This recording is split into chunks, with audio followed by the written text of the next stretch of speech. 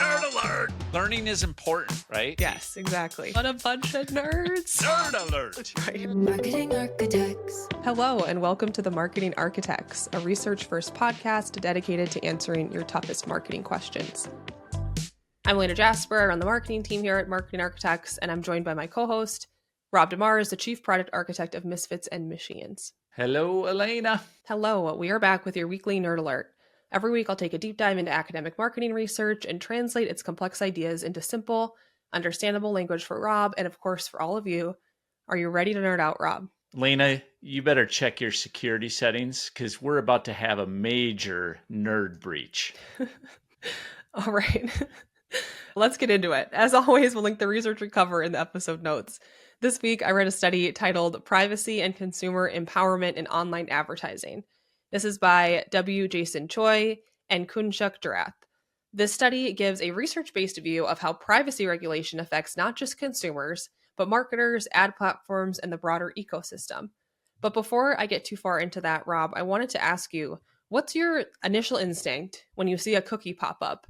Are you accepting them all? Are you managing them in settings, or do you just deny them altogether? I assumed I had to accept them. And quite honestly, I think at my age now, I don't even care anymore. I just let the algorithm judge me and serve me up whatever it thinks I need. Yeah, you don't have to accept them. I know. I thought I had to them. for years. I thought I had to in order to access the website. Yeah, to be honest, my reactions vary. I don't know. It just depends on my mood, how I'm feeling. Denied. Sometimes I'm just like, no, no depends. cookies for you.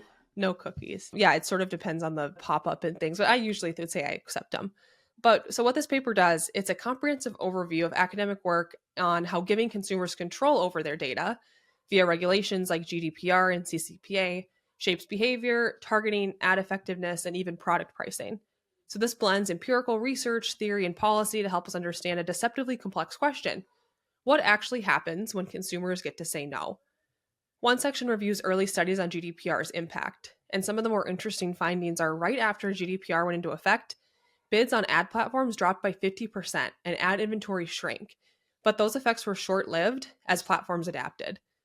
More consumers began opting out, but not as many as you might expect. In one study, only 12.5% of users declined data tracking, so most users are probably like Rob and I, accepting tracking. Surprisingly, some firms saw an increase in performance after GDPR. This was likely because consumers who did opt in were more engaged and better targets. They had higher quality data, even if there was less of it. So, Rob, do you think that maybe we're overestimating the damage privacy laws have on advertisers, or maybe like we've underestimated the resilience of the targeting system? Yeah, I think a bit of both. I think there was definitely widespread panic at first. You just can't underestimate the ad tech hydra. It'll just grow a new head. I think that we adapt and change and understand what we can and can't do. And so, yeah, I think it's a little bit of both. I agree. It seems like this has been in the news for so long and such a big, like, oh, everything's happening for so long, but then it's delayed. Like, you don't really hear about what impacts are there really. Platforms are adapting. But what this paper does, which I think is interesting, is it does dive into that. So it walks through game theory models to try to explain how do firms respond when consumers can opt out. And one major finding was when consumers don't share their data, prices might actually go down because firms can't target or segment as precisely. This means less price discrimination. But if product differentiation is low, opting out can lead to lower prices and broader ad exposure. If differentiation is high, opting in may be better because it leads to more relevant ads and competitive pricing among firms trying to win that customer. So basically, when products are similar, opting out of data sharing can lower prices. But when products are very different, opting in can lead to better targeted ads and more competitive pricing. So this is where it gets a little more interesting. Consumers often say that they care about privacy, but then they give up their data for very small incentives. This is called the privacy paradox. So Rob, why do you think that is? Why do we say we care about privacy, but then give up data for small incentives? We're simple folk, right? As humans, $100 gift card to open up a credit card that just feels really real and tangible, even though you have to give up your social security number, but a data breach can feel abstract. So I think when you're weighing the two, you're like, I want the gift card. I think that's fair. The study got into a couple more reasons, and I think you'll probably agree with these too. First, people don't fully understand privacy policies. Who listening to this has ever read through an actual privacy policy? I know I heard about in the news, someone tried to sue Disney. Did you hear about this? And it turns No. out that they had a Disney Plus account. And when they opted in to Disney Plus, there was language in there that basically said you can't sue Disney at a theme park. Now, don't sue me. This is what allegedly that's what happened.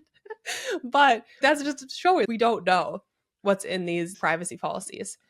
And then this one I really resonate with. The decision to share data is highly influenced by how the choice is framed. So personally, this is personal. When I feel like I decline when my iPhone asks me like allow app to track. You know, when you get those pop-ups, I always say Yes. don't track me because track just feels worse than like accepting cookies. Cookies seem fine to 100%. me. Cookies seem adorable with a Yeah. little glass of milk. It's like, yeah, absolutely. Versus someone, can I stalk you? It's like, hey, we'd love to try. It's like, no, you can't do that. So it just, but even though it's the same outcome, like they're tracking me no matter what. And then tools like privacy nutrition labels, which I had never heard of before, simplified notices they said might help, but it's still unclear at this point how effective they are. What This does that paper- even mean? A Well- privacy food label, you said? Privacy nutrition labels, I think, you know, being more simple with, hey, here's what it means, basically, is what I'm guessing. Wow. Okay. Like, here's what it means to be tracked, or explaining it in a simple way, what it means to accept Oh, cookies. You'll see that you're sometimes. creating an analogy with what you see with nutrition labels, Yeah, is what you're right. saying. Got it. Yeah, I was so like, is there privacy on a cereal box? I haven't seen No, that. You're like, my cereal is tracking How does me. that work? No, I think it's, you know, sometimes you see a pop-up on a website and it gives you more information on, hey, we want Okay. this information so we can do Oh, X, yeah, Y, Z. yeah. Perfect. But again, that's still unclear how effective that is. The paper closes with a look at new privacy-friendly ad models like Flock and Turtle Dove from Google, or federated learning that trains models without sharing raw user data. And I know that we talked about that a little bit at the beginning, like how much is this stuff really going to matter? Because these platforms are creating new ways to target you to get around privacy changes. So part of me wonders, like, should marketers just wait and see? Because they might just rework the whole machine. But the paper did raise some critical questions, like, will ad effectiveness decline overall when all this is over? Will large platforms like Google, Amazon, and Facebook benefit disproportionately because they have first-party data versus relying on third-party? And will creative quality matter more if precision targeting declines? So privacy, it affects targeting, pricing, measurement, and also the quality of your audience. So regulations, like we talked about today, they might limit your volume of data, but they also might improve its value if marketers are smart about how they adapt. I would like to say there is this growing debate, like I mentioned, about whether privacy regulations, the loss of third-party cookies, how much will it actually happen or change the game long term? Like, will the industry just adapt and we'll end up with different tools that do the same thing? But I personally think that marketers should still use this opportunity to question their targeting methods, because even if this all stays around, which it seems like it will, there are still effectiveness issues with certain kinds of targeting that not all brands are aware of. So I would say don't miss the opportunity to look into targeting. Let's end with our Rob GPT. If you let your barista track your habits, they greet you with your perfect latte before you even ask. If you don't, you're back to scanning the menu and explaining yourself. Nice to be known, but sometimes it's also nice just to browse. Rob, what did you think? God, we're in such an interesting era, aren't we? I mean, when you think about AI, and I'm having a very awkward relationship with ChatGPT. Like, I am actually feeding it more than ever, because the results are better, right? It understands the context and whatnot. But dang it, Sam Altman, you better not be using your powers for bad with all this information I'm giving you. But I've given up on that. I'm just like, screw it. If we're all screwed, if there's a data breach, so I might as well use all this tech for the best the best way to improve my life. But holy smokes, we are just an open book. Yeah, I love this topic of targeting, privacy. I find it really interesting because I think that there's different, like, the debate is really nuanced, because there are studies that show that personalization on certain channels improves performance and that consumers would prefer personalization in a lot of cases. However, I think this is where it's really important to separate like marketing effectiveness theory from practice, because if you look at practically, like, okay, great, well, I'm going to hyper personalize every single ad to every single customer so it feels relevant, timely to them. It sounds great, But practically, if it's too expensive or inaccurate, it's not going to be worth it. Like we like to say, everything works at zero. So oftentimes, like great in theory, but in practice, it's not practical to For actually sure. do. Yeah, for And then sure. you're better off finding messages that resonate with broader groups of people or targeting by geographic or using first party data. Like it all, again, it's like it all just depends on what your goals are.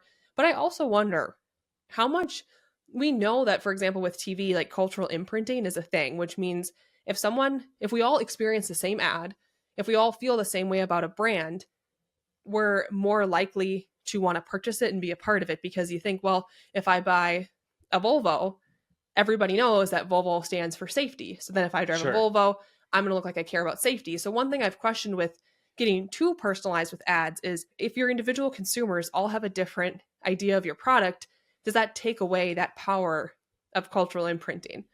So I feel like if you're going to personalize, you have to make sure like your distinctive assets are consistent. There's fame built in. This is where like mascots, like those things really matter. So you can speak to like an individual. And over time, we know that you're going to be able to personalize more and more, even with TV.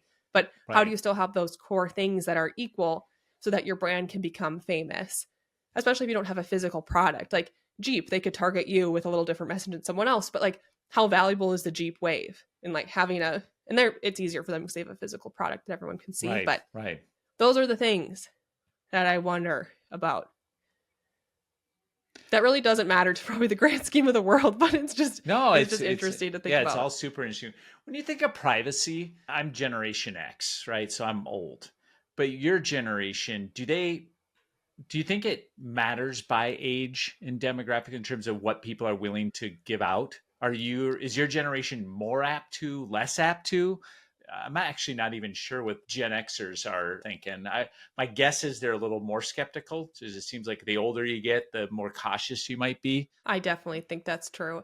I think about tracking a lot because of the profession I'm in, but I would say it doesn't it occupies 0% of my peers' brains day to day. Yeah, I think yeah, they're just so used to personalized advertising. I mean, occasionally it's like, oh, that's weird. There are moments when it feels a little bit weird. Sam and I, like my husband, obviously we live in the same house. We have the same IP addresses. So the other day, I started getting targeted with like lawn care stuff. I'm like, that's so weird because Sam and I were just talking about how much we hate our lawn. And it turns out he had been Googling lawn care companies. So we're all getting retargeted. Like with, so it's like moments like that.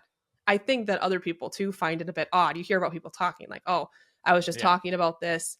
All of a sudden I'm being hit with ads. Like I think that anybody notices that. And sometimes it does feel a little odd. Well, didn't Alexa recently, I probably shouldn't say this without looking it up, but get in trouble for some of the listening capabilities that they've baked into some of their tech? Yes, allegedly, a lot of those Allegedly. smart Okay. speaker companies, as long as you say allegedly, you can say whatever you want, Rob. But allegedly, they've gotten in some trouble Yeah. for like using conversations. We said, oh, they're listening to us. Yeah, it turns out. Yep. I think the other part is how we opt into privacy things when we don't really understand what it even means. So you brought up a great example where Apple's very clear what it means to follow you. Where does the average person know what a cookie is? No idea. They don't know what it does. They don't know the implications of it. So they're just like, yeah, okay, I'll accept it. It's interesting too. Speaking of, Apple's branded a lot around privacy. Remember, like they really took a stand on that. And I've heard a lot of debates recently, like feeling like Apple's falling behind in AI. And a big reason is because of their privacy stance. Yeah. They're not able to integrate as much of your data to put together a really great AI experience. And they're being punished for that. And it makes me wonder, I bet a conversation at Apple right now is how much do consumers really care about privacy versus how much do they want the convenience of these tools. And if I had to guess, I'd say they're going to reverse on some of these privacy stances and start offering the technology, because if I wonder, people might say I care a lot about privacy, and that's a privacy paradox. They say they care, but then we buy things that are creepy because we like the data. Have the walls of their famous walled garden gotten too thick and too high? Perhaps. I mean, there's even stories about the government asking Apple for data and they won't give it to them. I mean, they won't. Oh no, they're very, yeah, absolutely. They will not. The iCloud and their devices, they're locked down. Yeah, it's interesting. Sometimes it's hard for the consumer to log into their own iCloud account. I was like, let me in, please. That's it for this episode of The Marketing Architects. We'd like to thank Taylor De Los Reyes for producing the show. You can connect with us on LinkedIn, and if you like the podcast, please leave us a review. Now go forth and build great marketing. Marketing Architects.